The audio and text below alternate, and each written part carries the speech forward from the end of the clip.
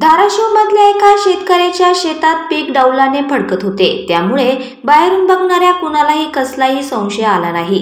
पण पोलिसांना टीप मिळाली आणि शेतकऱ्याने मोठा केलेला कान उघड झाला। पोलिसांनी जेव्हा शेतामध्ये धाड टाकली तेव्हा समोरचं दृश्य पाहून त्यांनाही धक्का बसला, कारण शेतामध्ये अफूची लागवड केली गेली होती। कळंब तालुक्यातील खामसवाडी शिवारात हा प्रकार घडला आहे। राज्य उत्पादन शुल्क, पोलीस आणि महसूल प्रशासनाने संयुक्तपणे कारवाई करत अफूच्या शेतीवर धाड टाकली।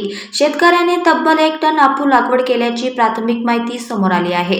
पोलिसांनी शेतीला घेरा टाकला असून अफूची झाडं उपटून टाकण्यात येत आहे। उपटलेल्या या झाडांचं वजन करण्याची प्रक्रिया सुरू आहे। तसंच आजूबाजूच्या शेतांमध्ये ही अफूची लागवड केली जात आहे का हे पाहण्यासाठी पोलीस आसपासच्या परिसरातील शेतीची पाहणी करत आहे। दरम्यान महाराष्ट्र मध्य प्रदेश सीमेला लागून असलेल्या आंबागाव शिवारात शिरपूर पोलिसांनी रविवारी मोठी कारवाई केली होती। पोलिसांनी छापा टाकून अवैधरित्या केली जात असलेल्या गांजाची शेती उद्ध्वस्त केली।